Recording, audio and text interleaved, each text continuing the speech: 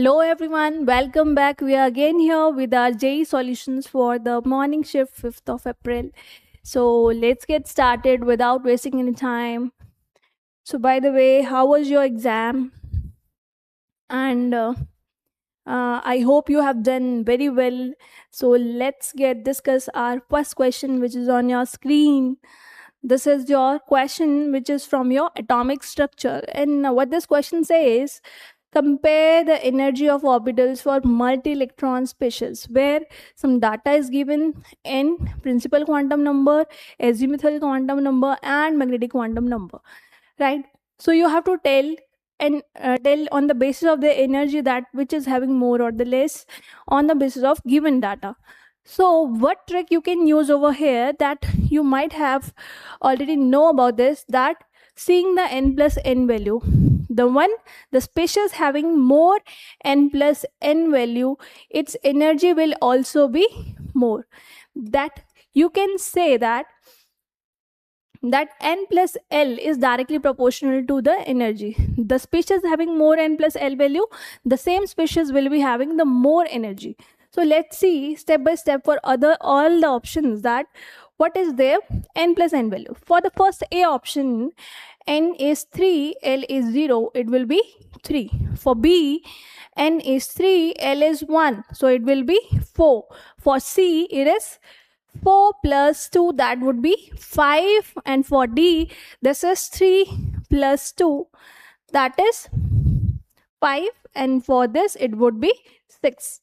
Now, by looking all options, so you can see which is having the more energy, that is C, which is having then after that followed by D, and then followed by B, and then followed by A.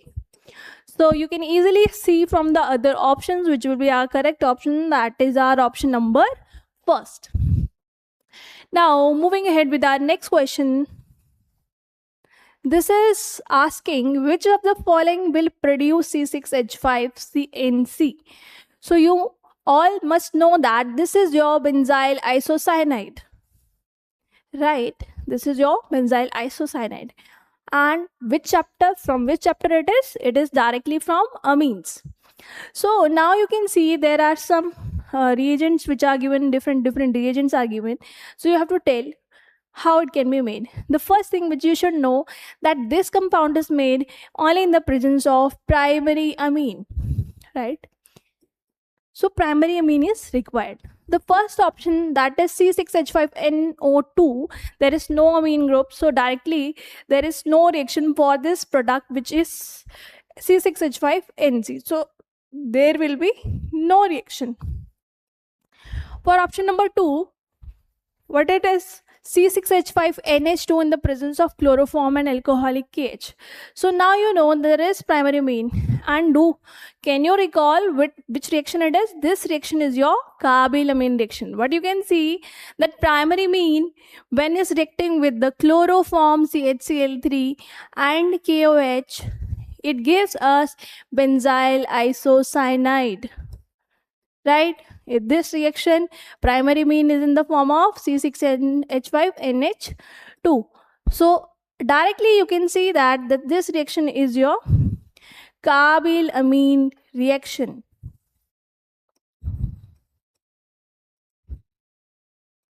Right? So you can easily say that this would be your correct option, right? As the reaction is there. So here it will be formation of this compound.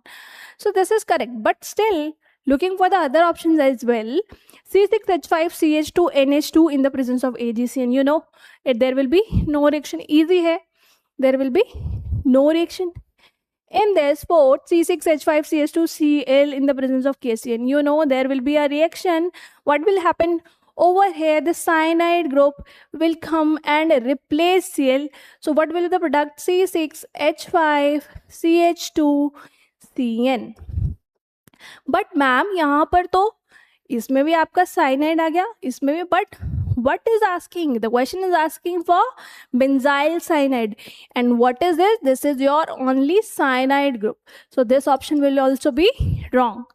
What is our correct option? Option number 2. Confirmed? moving ahead with our next question. This is an overview of reductive ozonolysis, like how reductive ozonolysis takes place. So let's see the question. That P reactant is there. Upon reductive ozonolysis, it gives Q, and while treating with the alkali, it gives R, and upon treating with the base, it gives S. So it is asking that what would be P when S is this compound.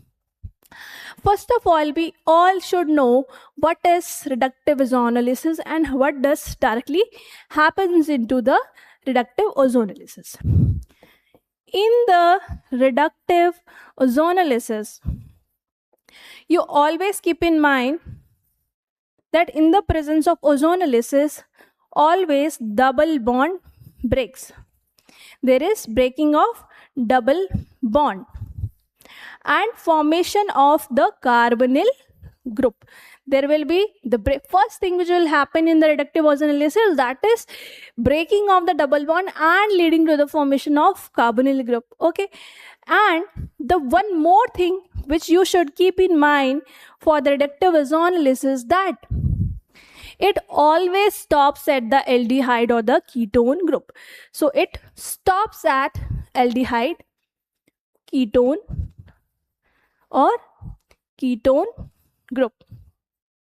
One more thing which you should know about the reductive ozonolysis, that it takes place in the presence of O2 and ZnH2O. These are your reagents for the reductive ozonolysis. Now you know that reductive ozonolysis takes place in the presence of double bond and C double bond O group. It converts into the carbonyl group, and second point, it stops at the aldehyde or ketone group. Further, when we react this with the base, at the final, what happens is there is formation of the aldol compound. Aldol reaction follows. So I hope you all are clear what it is. Reductive ozonolysis, it takes place in the presence of O2 and ZnH2O. First thing which happens in the reductive ozonolysis, that is breaking of the double bond, formation of the CO group, and further when it reacts with the base, it gives the aldol reaction. Right? Now further, now we have to evaluate the question and our S is given. Now one more thing which we have to also keep in mind about the reductive ozonolysis, that there is reduction in the number of carbon atom.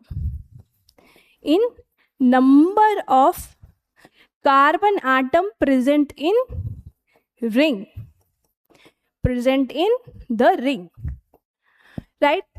So for example, if your starting compound is of the 6-membered carbon ring, then it will convert to the 5-membered carbon ring. So just analyzing that our S is this one. This is our S. Right? I have told that when some compound is treated with the base, it gives the aldol. So here you can see this compound is converting into this. What you can see over here, there is aldol reaction. So we are just doing the reaction in reverse. Now, there it is saying acidic reflux. First of all, what is acidic reflux? That there is just arrangement of the atoms, right? There will be arrangement of atoms. Now over here, you can see that if our starting ring will be of 5 carbon atom, it will 6 carbon atom, it will convert to the 5. Why? When first step, what will happen? There is breaking of the bond in the presence of O2 and ZnH2O. Then there is formation of carbonyl group. Why? Because there is, now you count the number of carbon atom, it will be 5, right? But in this case, it were 6. Now you see that there is reduction in the number of carbon atoms, there is breaking of bond, there is formation of carbonyl group, and at last, due to the presence of base, there is formation of the aldol reaction and aldol product is there. On the basis of this reaction, we can easily see that this is the S. So what will be the product? definitely our product will be option number 3. Our P will be option number 3. So again, I'm telling, reductive ozonolysis, first step, it takes place in the presence of O2 and ZnH2O, right? First step is breaking of the bond, then the carbon ring, number of carbon atom gets reduced, right? From 6 it is 5. There is, due to the breaking of bond, it is converting into the carbonyl group, and due to furthermore it stops at the aldehyde or ketone, which we can see here. This is our ketone, and after treating it with the base, it gets converted into aldol product, which we can easily see our option number 3 will be correct. Now, moving ahead with our next question. This is your question number 4. It's a statement type question which says K2Cr2O7 can be used as a primary standard. Do you know what is primary standard? While the formation of solutions, while volumetric titrations are, this compound is always used. What is K2Cr2O7? This is your potassium dichromate. This is your potassium dichromate, which you have seen in the volumetric solutions, volumetric titrations as well. So why it is used as a primary standard? There are some set of criteria that it is used as primary standard because it is non-hygroscopic. Non-hygroscopic. First thing, that is, it does not absorb moisture from the surface or in the environment. Second, it is having high molar mass, right? It is not that reactive. It is used in volumetric titrations.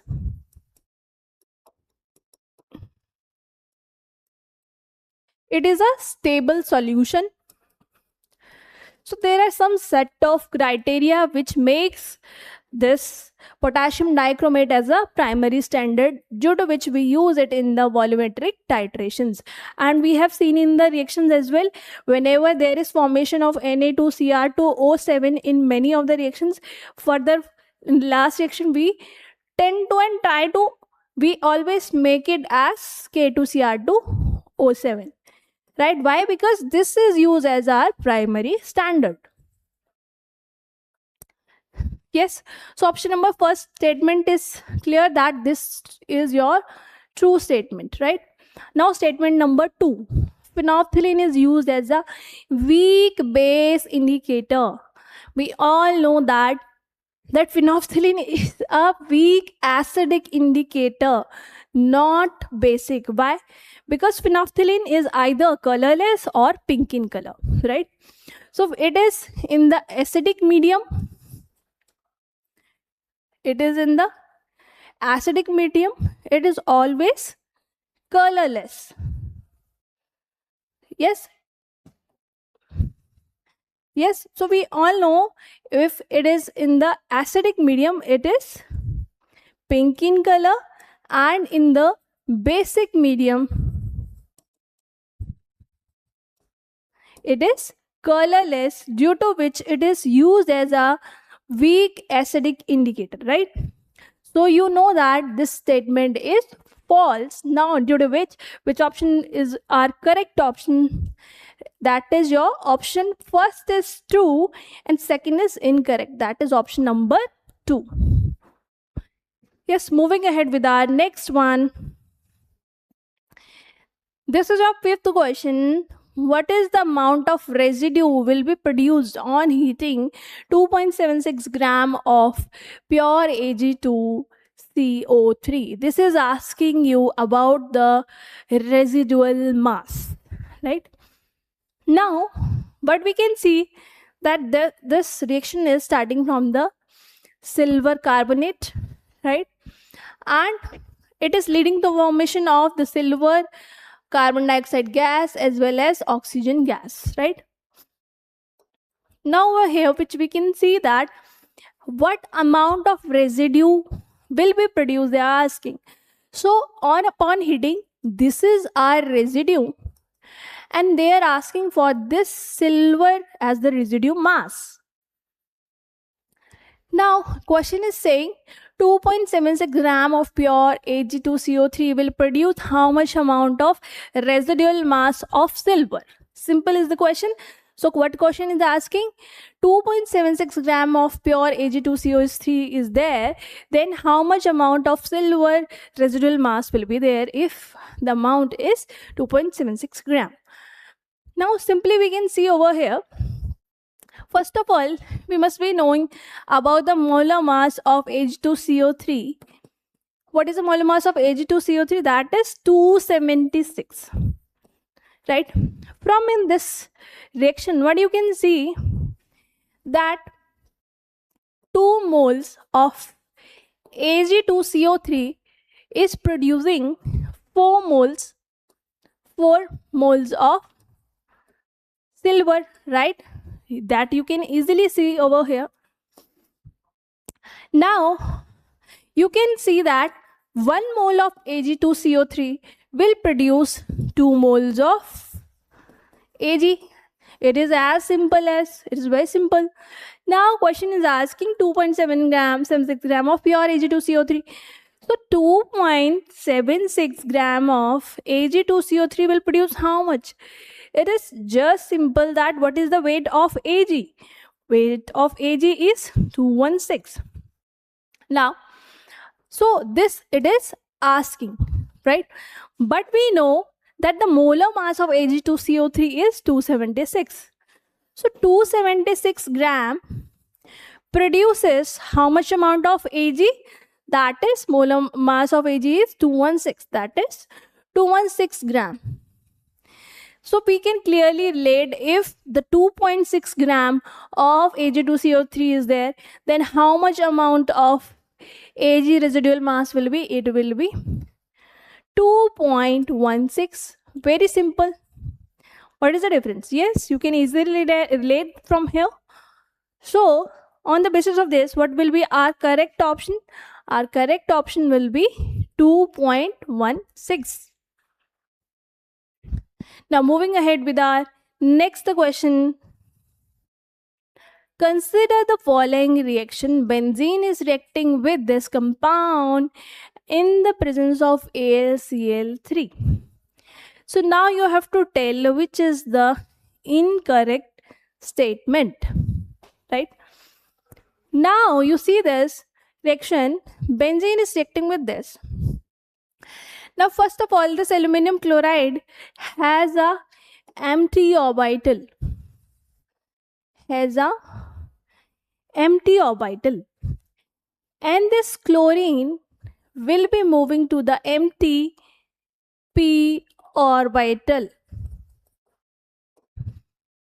Right?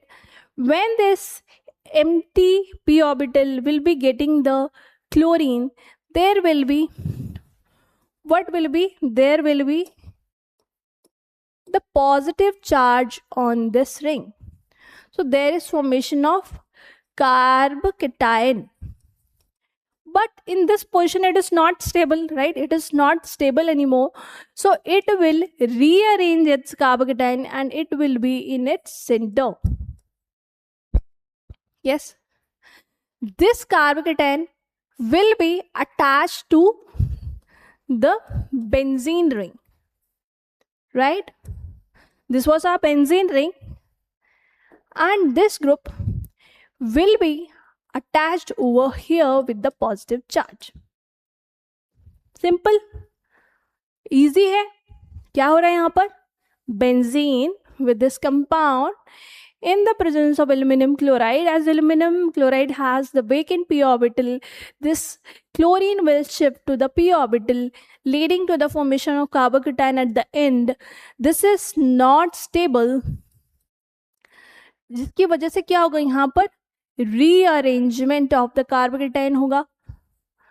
Rearrangement will be there, and जिसकी वजह से यहाँ पर आपका carbocation attach हो गया. And this free and is definitely, you all know that free and is CH3. जैसे attach हो गया तो आपको कार्बोकेटाइन स्टेबल हो जाएगा. तो there will be the formation of this product. And just tell me What product it is? Can you name it? Yes, isopropyl. Some are saying isobenzene, isopropyl. So this is our cumene. It is our cumene.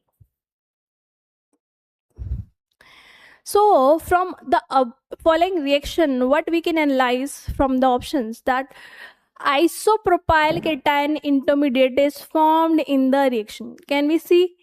Isopropyl cation is formed in the reaction. Yes, true है ये statement.